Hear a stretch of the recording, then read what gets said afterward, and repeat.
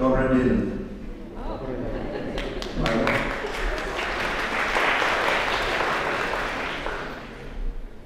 Two things.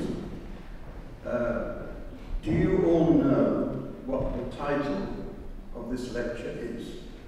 Which is, does or did Bob Dylan deserve the Nobel Prize? You all know that that's what I'm going to talk about. Good. Because somebody said last night, what are you going to talk about? I don't know. Second, I'm told many times by your teachers that you all speak wonderful English. We do. Good. Because I really want you to understand what I'm going to say, because it's not straightforward. Okay, I'm going to read you first about English. If you can't understand what I'm saying, wave your hand. Not yet. Okay, I'm going to read you first a list of names, and then I'm going to ask you a question. Here we go. Try and remember as many of these names as you can. Tolstoy, War and Peace. Joseph Conrad, Art of Darkness. Marcel Proust, great French writer. Graham Greene, great English writer. W.H. Auden, great English poet. James Joyce wrote Ulysses. Franz Kafka, heard of Kafka, I'm sure.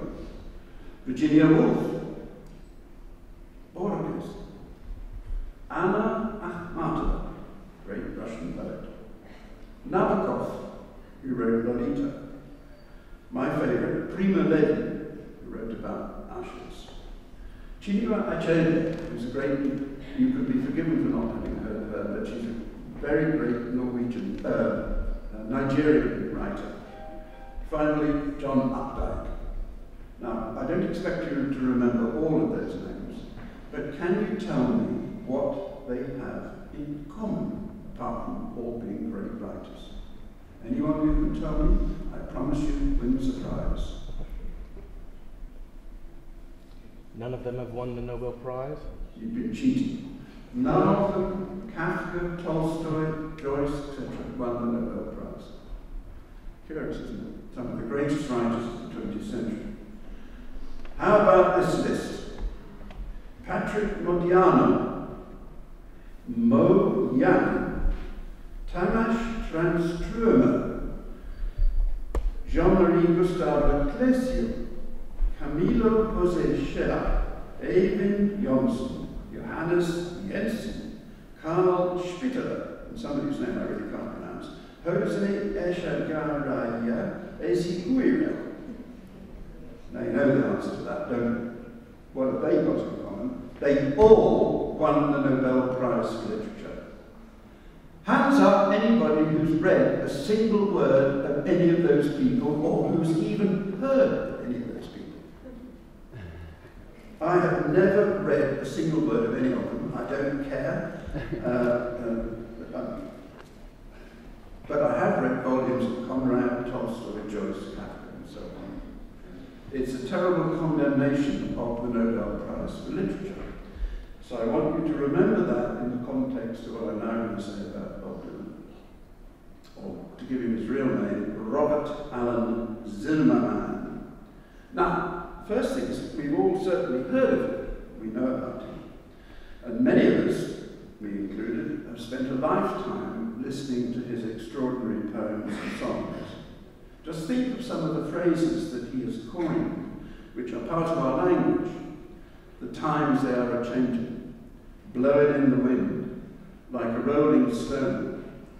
And interestingly enough, the other great prize, the Pulitzer Prize jury, in 2008, awarded him their prize because of, I quote, his profound impact on popular music and American culture, marked by lyrical compositions of great power.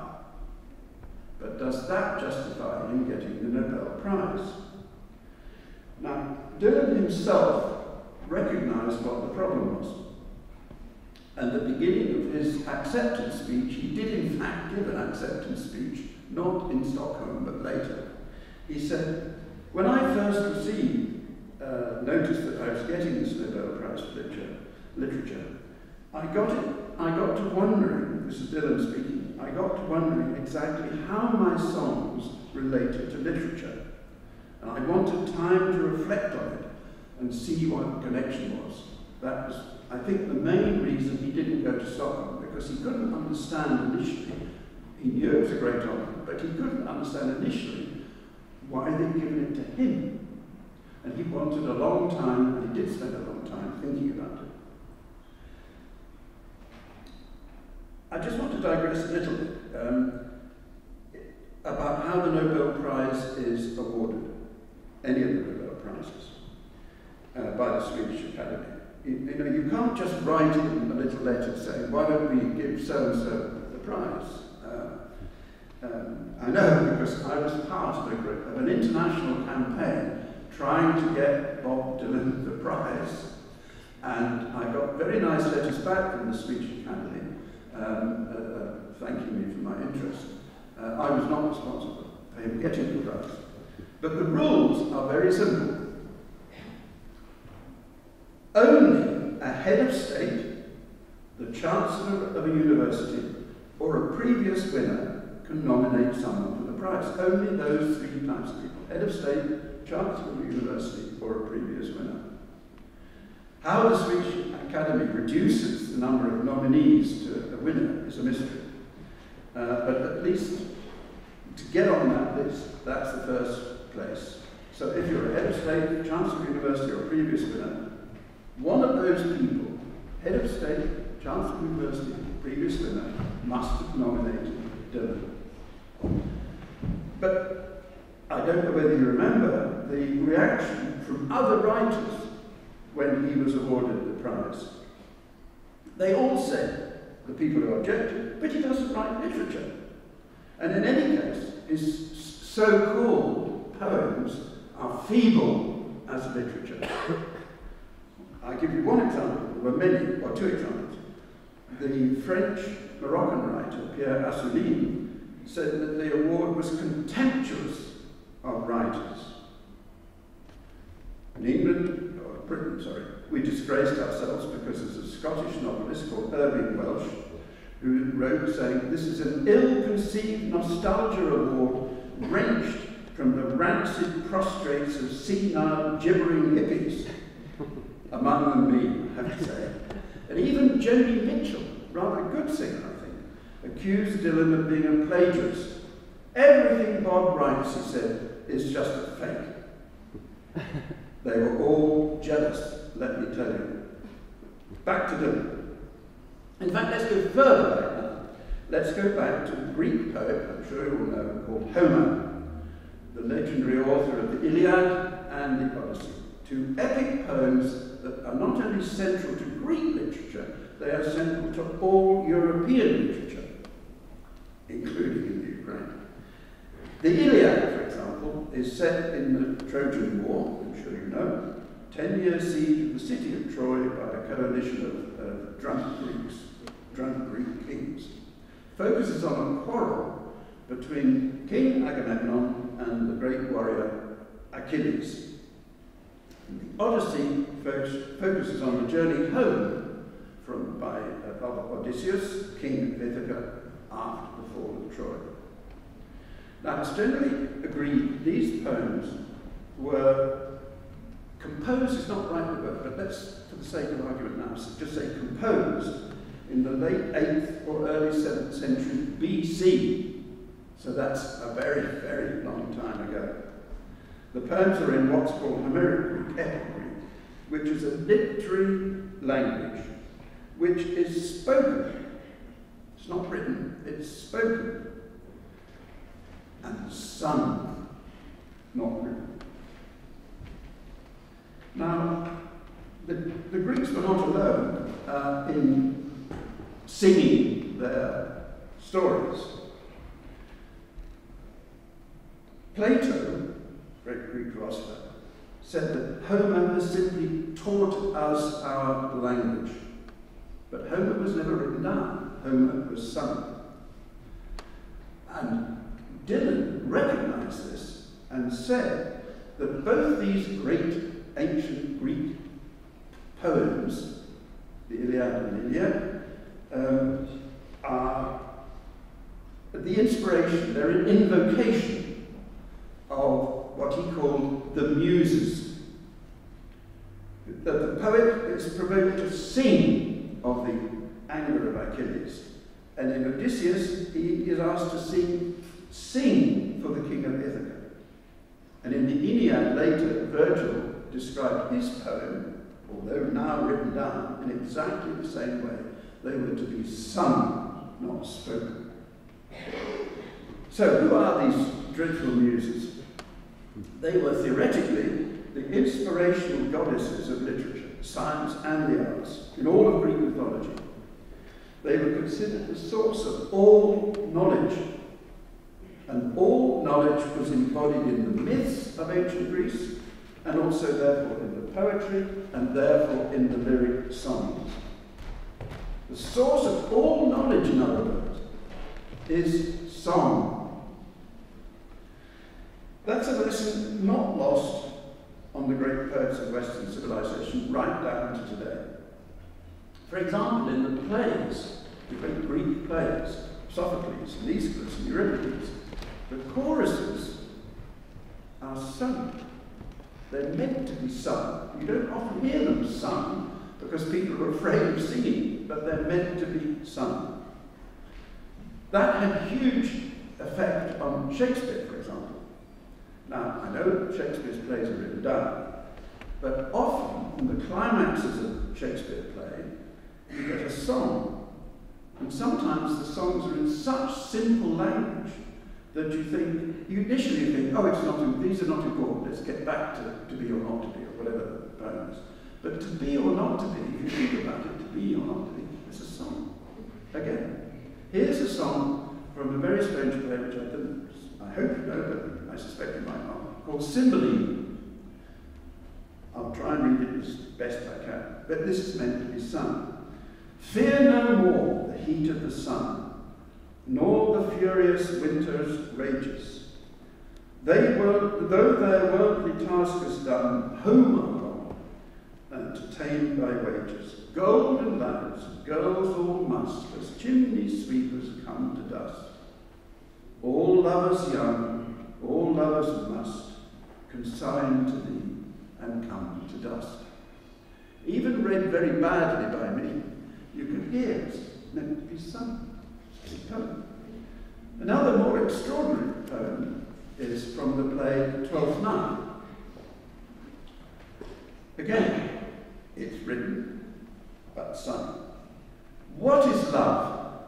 Interesting how that subject always comes up, isn't it? What is love? 'Tis not hereafter. Present mirth and present laughter. What's to come is still unsure. In delay there lies no plenty. Then come kiss me, sweeten 20. Youth's the stuff will not endure, was going to say. Now what about this one? And see if you can figure out who this is. Is it one of the great Ukrainian poets? Is it Yevtushenko? Is it Pushkin? Shevchenko. I know, is it? I have heard of Shevchenko. Yes. Is it Shevchenko? Who is it? Oh, what did you see, my blue-eyed son? And what did you see, my darling young one? I saw a newborn baby with wild wolves all around it. I saw a highway of diamonds with nobody on it. I saw a black branch with blood that kept dripping. I saw a room full of men with their hammers are bleeding. I saw a white ladder all covered with water. I saw 10,000 talkers whose tongues were all broken. I saw guns and sharp swords in the hands of young children. But who did you meet, my young son? And who did you meet, my darling young one? I found this poem very emotional. I met a young child beside a dead pony. I met a white man who walked a black dog. I met a young woman whose body was burning. I met a young girl, she gave me a rainbow. I met one man who was wounded in love. another man who was wounded in hatred. Even read badly, you can hear, it's a poem, it's a song. But whose was it? You know the answer to that. Bob Dylan. Except, interestingly enough, Bob Dylan took many of those images about the white pony and the black dog and the dead mouse straight from Pushkin. He knew Pushkin backwards. He could recite whole chunks of Pushkin, I know. That poem, that song, as you know, I'm sure, I hope you know, is called A Hard Rain's Gonna Fall. Interesting enough, it's always described as Dylan's protests against the Cuban Missile Crisis. The real problem is that he wrote it before the Cuban Missile Crisis, but never mind. It's clear that in just that one song, Dylan is trying to tell us something a little more than your average pop song, la-di-da-di-da, or even, God forgive me, I Want to Hold Your Hand, which is a wonderful song. But Dylan is trying to do something else. So the question is, what else is he trying to do? Now, popular song generally has a very strange development. I'm now going to show you what a recording musician I am. If I can borrow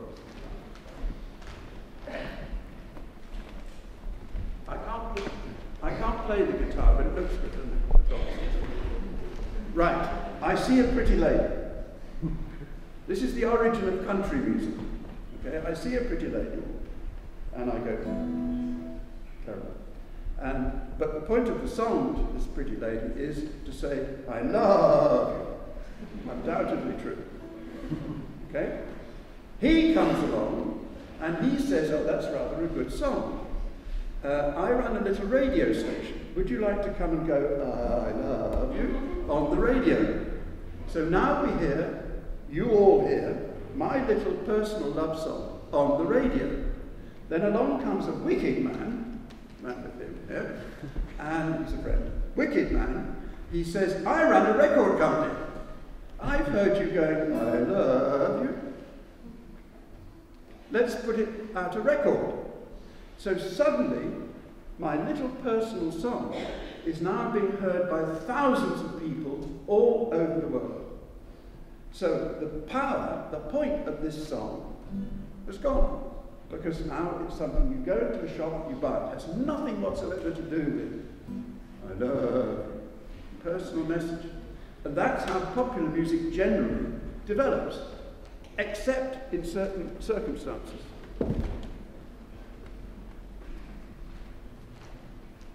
You can tell I'm not a musician. It's a really, just think about that. And that's the pattern through which all popular music goes. It starts very simple, gets on the radio, later on television, gets on the records. If you want proof of what I'm saying, just turn on and watch any MTV music special. You know, the MTV Music Awards. And ask yourself, what the hell has that got to do with music? Nothing whatsoever. It's just big business and showbiz. Now, there are some singers, Leonard Cohen, as you know, the films about Leonard Cohen, and in my view, Bob Dylan, who resisted that and somehow managed to do something rather special without becoming big business. Now, Dylan, in his acceptance speech, showed that he really understood European literature and the purpose of European literature. And he began by quoting from the Herman Melville story, Moby Dick. I'm sure you've seen the film, where they go off and they have to kill a whale. Captain Ahab kills the whale, but also what he does, Captain Ahab, as I'm sure you know, is he kills himself in a spiritual sense.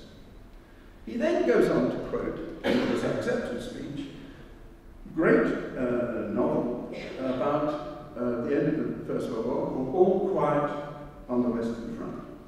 I'm sure you've read that. Now, All Quiet on the Western Front, it's interesting that we commemorate the end of the Second World War in a month's time. The First World War in a month's time.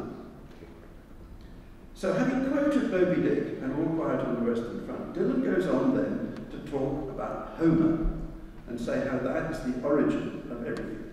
And it's such an extraordinary passage in his acceptance speech that I'm going to quote from it, not at length, but a little.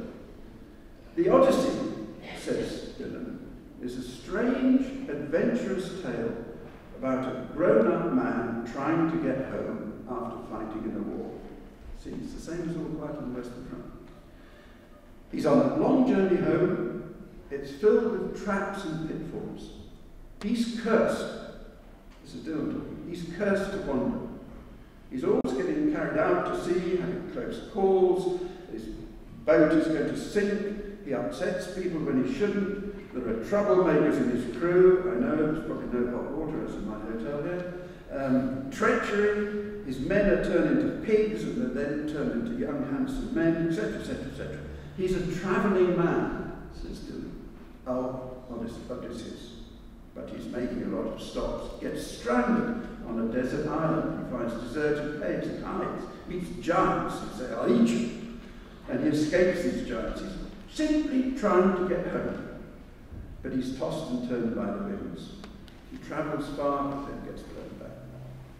He's always been warned of things to come, touching things he's told not to. There are two roads to take, and they're both bad. One you could drown, the other you'll starve. So he goes into narrow straits, foaming whirlpools that swallow him, meets monsters. Thunderbolts attack him.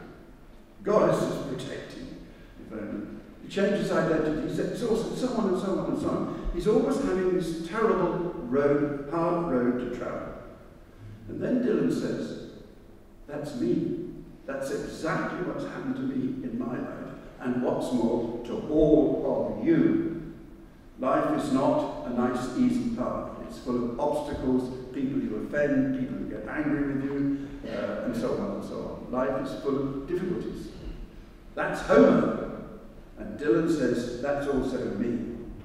He then says a couple of things which made him nice society, I shouldn't mention. But he said, "You've all had drugs." I'm not saying you have. That's what Dylan says. "You've all had it put into your wine." This, I think, is the best one. "You've all shared a bed with the wrong woman."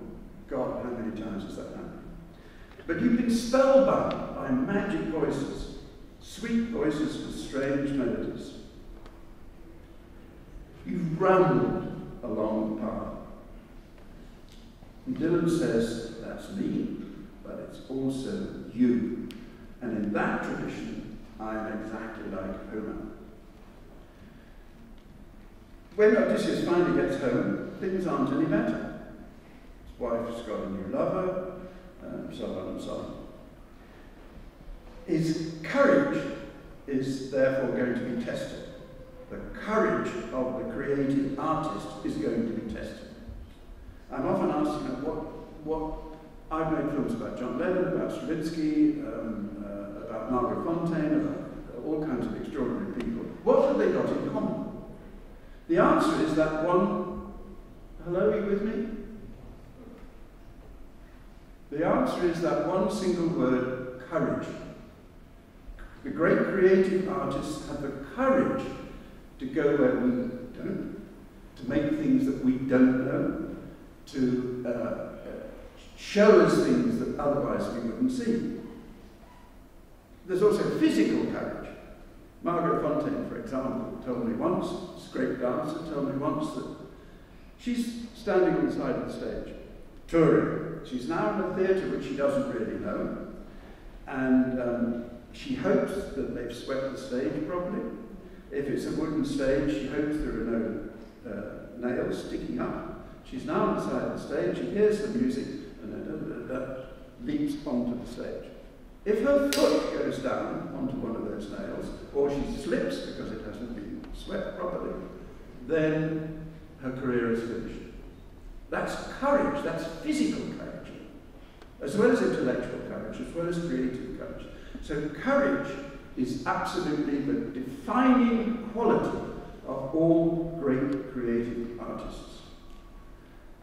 Homer had that.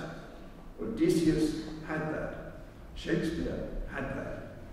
Dylan is not saying he hasn't, but the implication is he He identifies with these people because of that element of courage.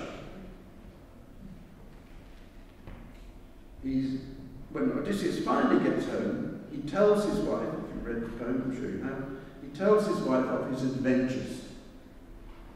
And he quotes, Dylan quotes, he says, Odysseus is back where he began. In the end is his beginning. So, you have to ask yourself, Dylan says, are all songwriters affected and influenced in these ways?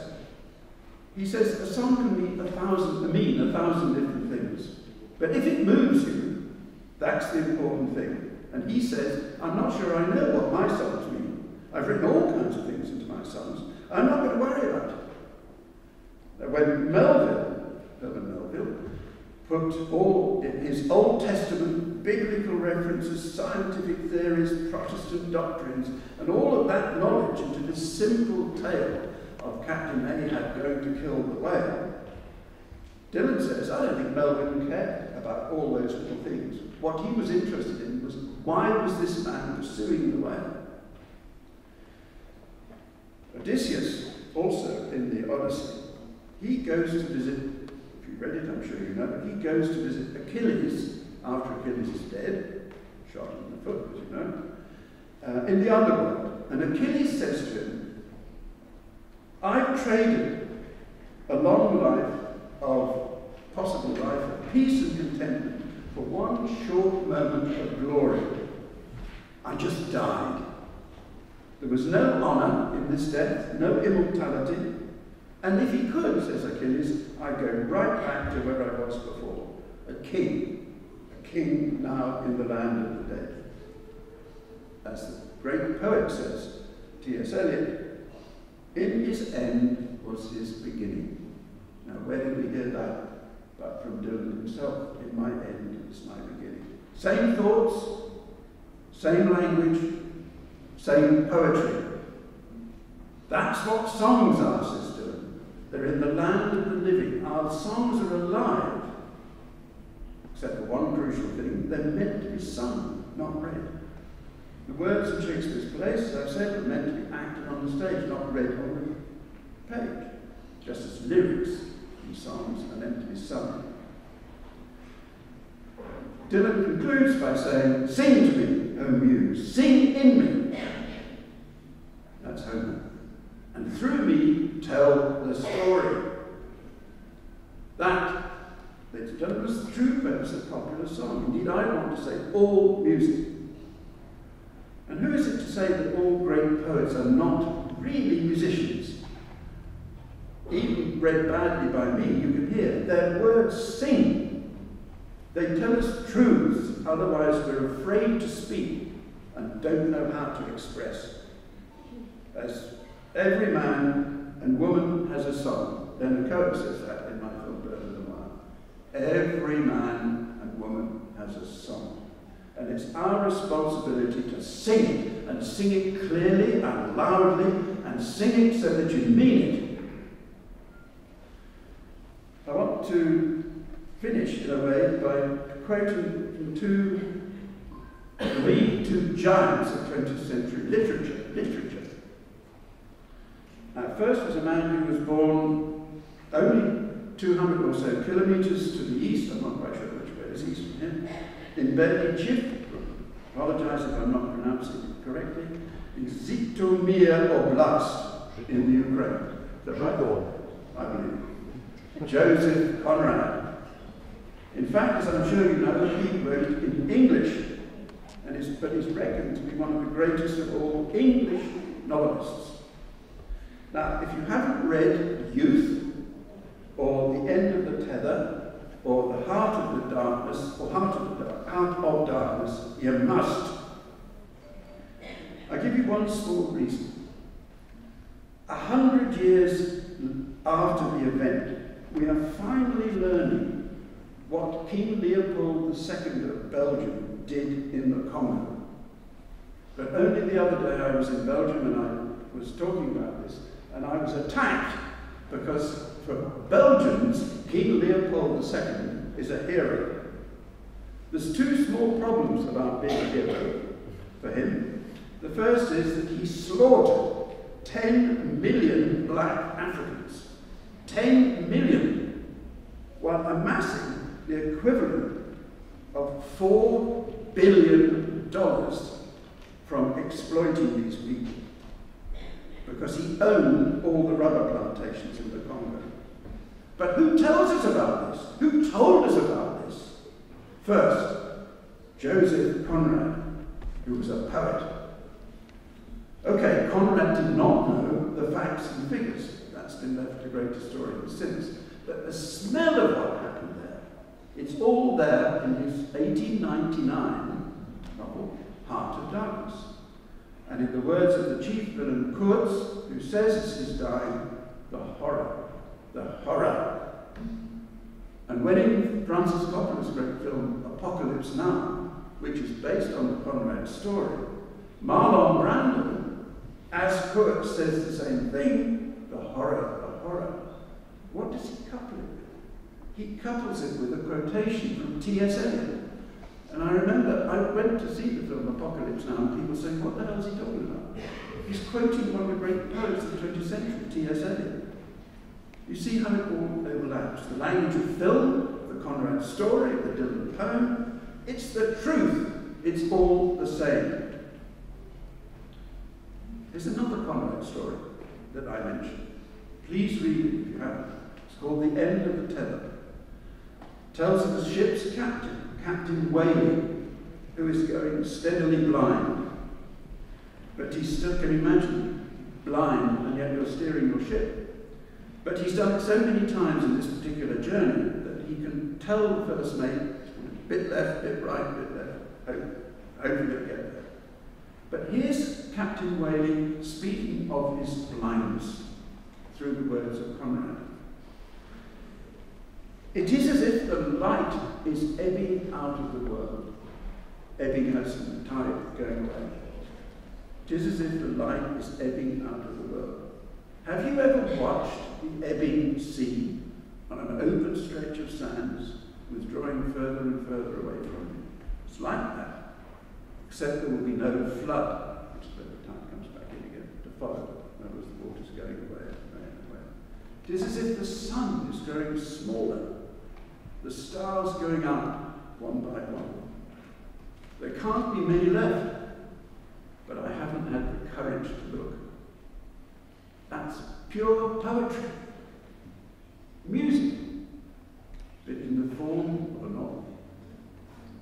Conrad is insensate. Did win the Nobel Prize for Literature, or was awarded the Nobel Prize, but he died between it being agreed and it being announced, and you can't award it posthumously. So sadly he never got it, but he should have done it. But anyway. Benjamin Britten, some of whose music you're going to hear if you're coming at the Philharmonic concert tomorrow, once told me that he'd always wanted to write an opera around the story of Captain Whaley going blind. He told me, I remember, he said, it's incredibly musical. But he said Conrad's words in themselves are so musical that Britten, great British composer, wasn't sure he could match them. But in fact, he later wrote an opera called Billy Budd. Again, if you haven't seen it, please do. From another short story by Herman Melville. It's again quoted by Bob Dylan. Britain has another ship's captain, Captain Vere, lamenting in song, lamenting the fate by hanging of one of his seamen, Billy Budd. An incredibly moving epilogue. Captain Vere sings this time. We committed his body, but this is literature again. We committed his body to the deep, you see. But the ship passed on under light airs toward the rose of dawn. Oh, what have I done, says Captain Vere. I could have saved him, but he saved me with the love that passes all understanding. I was lost on an infinite sea, but I sighted a sail in the storm, a far shining sail, and I'm content. That's where she's bound for. There's a land where we'll anchor forever. I'm an old man now, but my mind goes back when I, Captain Edward Fairfax Beer, commanded the ship he dominated. It's poetry even then, and it's sung in the most incredibly beautiful passage. Incidentally, the words were written by the novelist Ian Forster, the most famous novel, I'm sure you know, is A Passage to India. Again, if you haven't read it, you should. It's a masterpiece of 20th century literature. Forster was actually nominated for the Nobel Prize 16 times, although he didn't win it. And now I want to quote for you, we mentioned him already, the poet T.S. Eliot, who did win the Nobel Prize. We always want to claim he was an English poet, and in fact he was born in America. Well, but he lived most of his life in England. Now this is the opening of part one of a group of his poems called the Four Quartets. See, a musical term here, Four Quartets. Here's the beginning of part one. Again, I'm sure you all know this. If you don't, I beg you to go and read it. Time present and time past are both perhaps present in time future, and time future contained in time past. All time is unredeemable. What might have been is an abstraction, remaining a perpetual possibility, only in a world of speculation. What might have been and what has been point to one end, which is always present. Footfalls echo in the memory, down the passage which we did not take, toward the door we never opened, into the rose garden. We shall not cease from exploration. Sounds like Kennedy now, President Kennedy. We shall not cease from exploration. At the end of all our exploring, and the end of all our exploring will be to arrive where we started and know the place for the first time. Just think about that again. We shall not cease from exploration, us as human beings. But the end of all our exploring will be to arrive where we started and know that place for the first time. And all shall be well, and all manner of things shall be well, when the tongues of flame are enfolded into the crowned knot of fire, and the fire and the rose are one. And here is Bob Dylan. Between the rows of sundown's finish, at midnight's broken toll, we ducked inside the doorway, thunder crashing, and majestic bells of fire struck shadows in the sun, saying, "Listen, it is the chimes of freedom flashing." Now, what other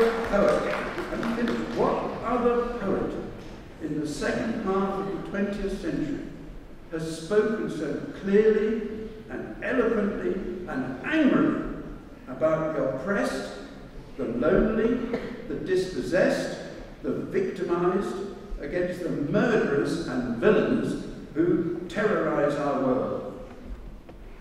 Just give you one example that I came across 2 days ago.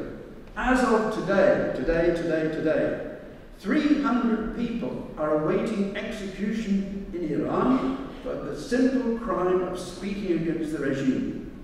A regime which has already executed countless thousands of people. And which politician in the West makes even the smallest protest against these monsters for fear of losing the oil? I mean, what a crazy world that is.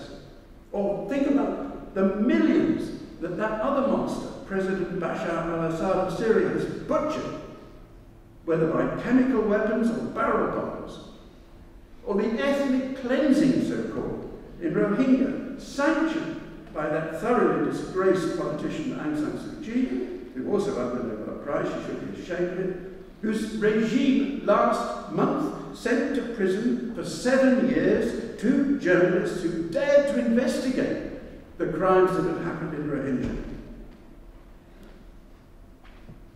Genocide, crimes against humanity.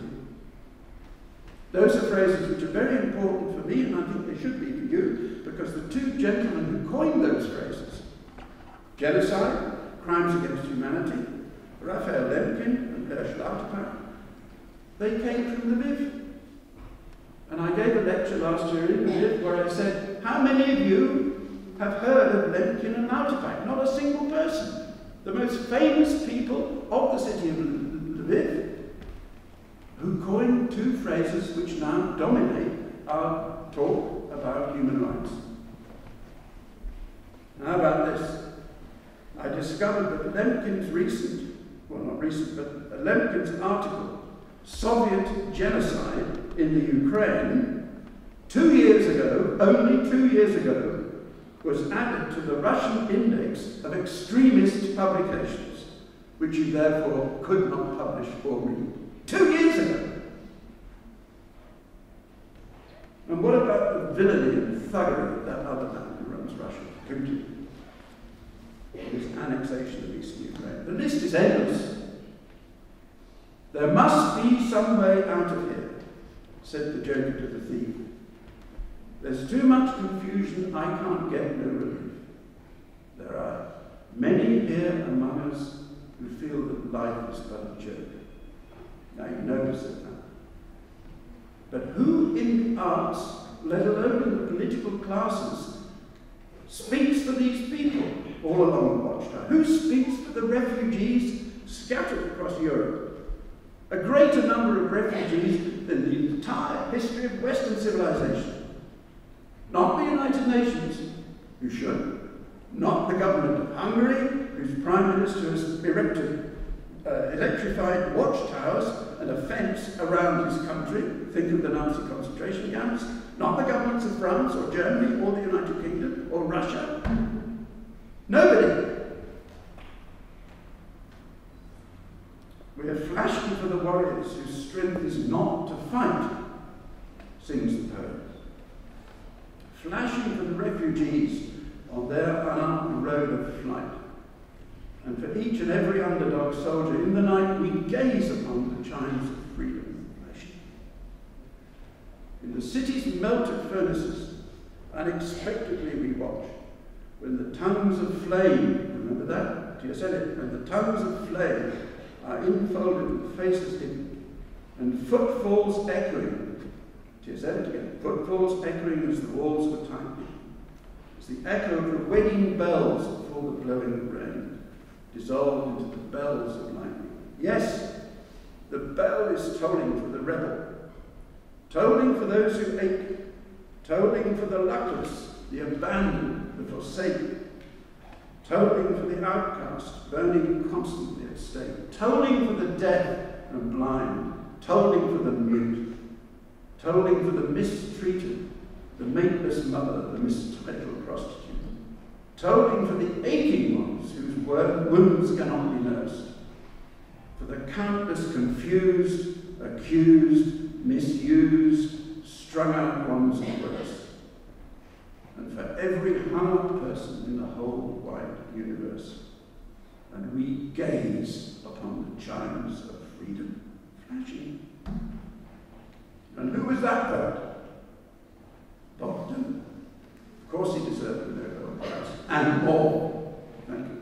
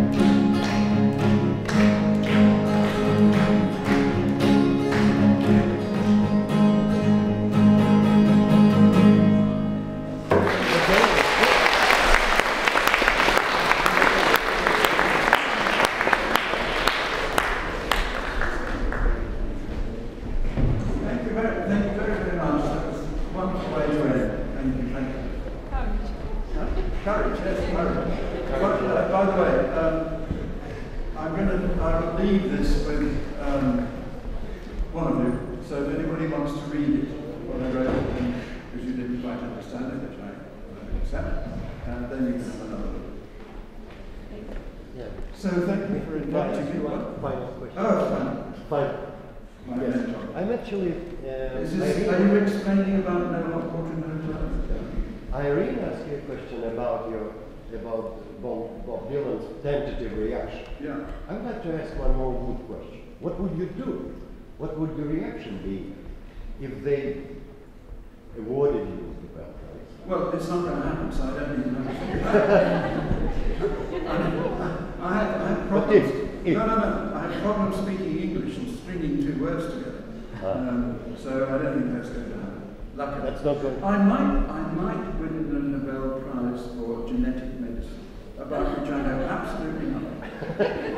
Now, that's less of a joke than you think, because the woman, I don't know whether you saw this in the Ukrainian papers, but the woman who won the Nobel Prize for Physics this year is a very distinguished, I mean she's English, but a very, very distinguished scientist.